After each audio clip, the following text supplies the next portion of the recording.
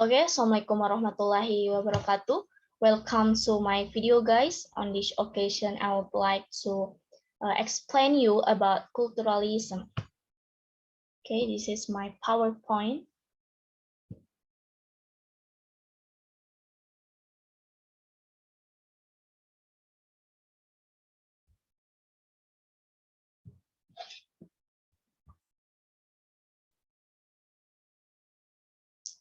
Okay, culturalism. Richard Hogarth, a character with his famous work, The Use of Literacy, 1957, side by side with Williams, Thomson, Stuart Hall, and Paddy Warnow.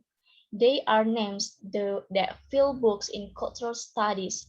The Hogarth, William Thomson Culture and Society tradition became well established in the so-called Birmingham School, the use of literacy. The use of literacy as Hogarth's masterpiece has an important role in tracing the marginalized character of British working class culture. In general, this book is divided into two parts, namely the Old Orders section and the Toward No Direction section, and which is part of Hogarth's childhood, and how traditional working class culture is threatened by mass form of entertainment. In the 1950 years, there was a cultural decline. Many people thought that his work glorified the Hamlet tradition when he presented data about the overall culture that he personally experienced. Hogarth contradicts Levitism in two respects, namely that culture is not merely an aesthetic, elitist conception, and as a consequence, the lower classes also have a living culture. The traditional, what is cultural art according to the working class? The working class people regard cultural arts and escape, while the meaning of culture itself is joy. It is real life art to be used. Culture can run away from ordinary life, but instead dives into it because it assumes that ordinary life is very interesting.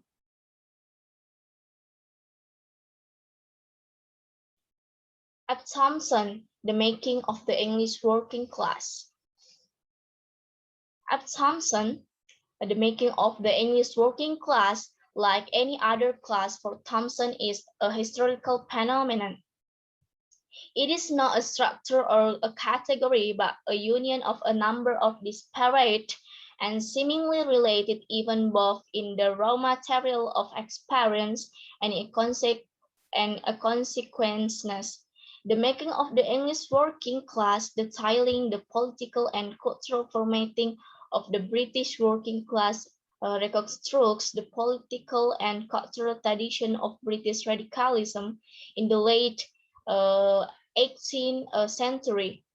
There are two conclusions from the study. The first, when every causing has been met, which are remarkable Thomson creation, the creation of the working class English in 1790 and 1830 was the formation of the working class. Second, he claims that working class English is a classic example of history of from below. Thomson's aim was to place the experience of the British working class at the center of an understanding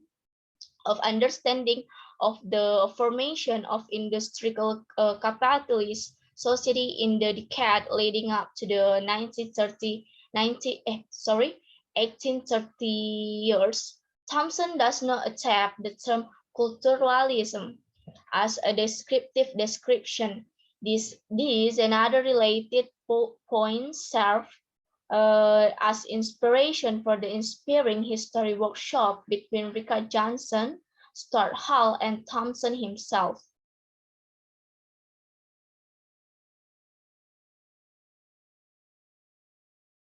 One of the difficult when A reading contribution is the way that culturalism is crafted to carry two very different meanings. On the one hand, it is used as description of the methodology of practical method. On the other hand, it is used as a critical term from a more traditional Marxist position or from the perspective of Marxist structuralism. Thomson strongly disagreed with the second proposition and completely rejects the suggestions that culturalism, regardless of definition, can be applied on its own. Raymond Williams in the analysis of culture. There are three general categories in the definition of culture. First, the ideal. Culture is a stage of or the process of human perfection. In terms of certain absolute or universal value, both the commentary. Culture is a body of intellectual and imaginative work in which in detail human thought the experience are recorded in various ways. Finally, third, there is the definition of social culture. Culture is a description of a particular way of life, which expresses a certain meaning and value not only in art and learning, but also in ordinary institutions and behavior. Culture analysis in the documentary sense is very important in producing specific evidence about the whole organization in which it is expressed. Culture history, which is slowly built up from specialist work, can only operate when the relationship is active with activity and is seen in genuine balance. Culture analysis an attempt to find the nature of the organization with a complex of the relationship of element in the whole of life. We need distinguish three levels of culture. There is a living culture of certain time and place. There is a culture that record of all kinds, from art to the most everyday fake. There is a culture tradition, the connect culture and culture. It is very important to try to live and understand tradition. Tradition can be seen as a continuous selection and relaxation of ancestors. Documentary analysis will lead to social analysis both in contemporary life where it is used.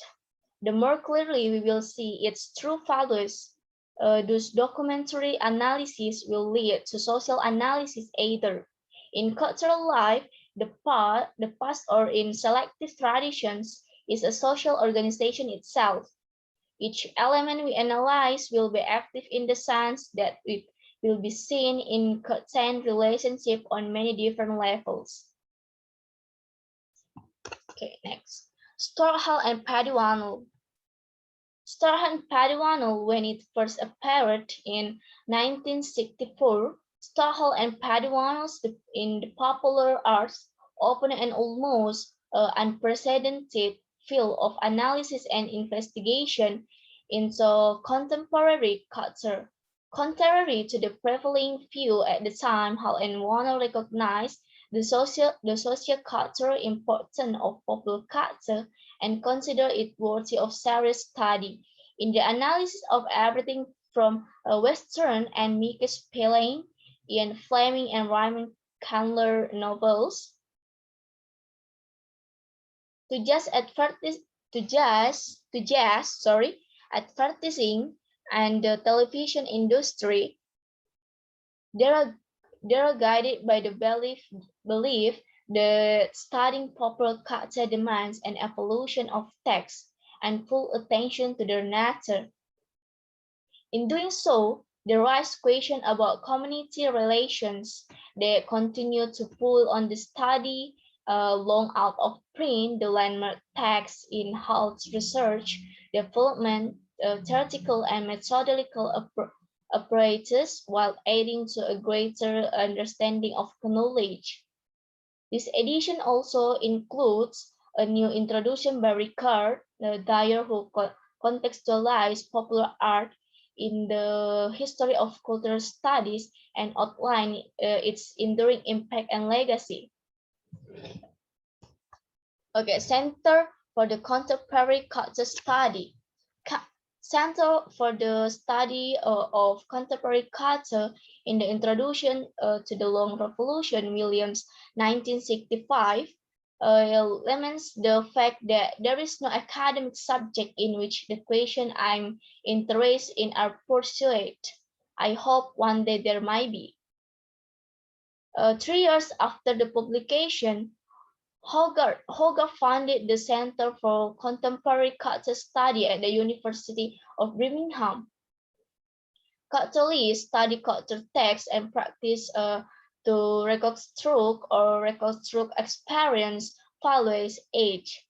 The viewing structure of the particular group or class or an entire society uh, to better understand the lives of those who live the culture in different way. Hogarth example, William socioculture definition, Thompson historical act of history, Hall and Fuano's democratic extension of Leavism.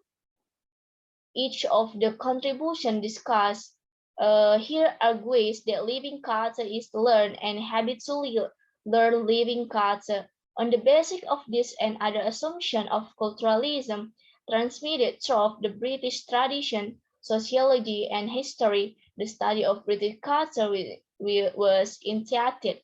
However, research at the center quickly brings culturalism into a complex and often contradictory and conflictual relationship with the import of French structuralism on the approach of both approaches in into a critical dialogue with the development of Western Marxism, especially the work of Louis Althusser and Antonin Gramsci of the complex mixture, and this is where the critical post-disciplinary field of British culture study was born.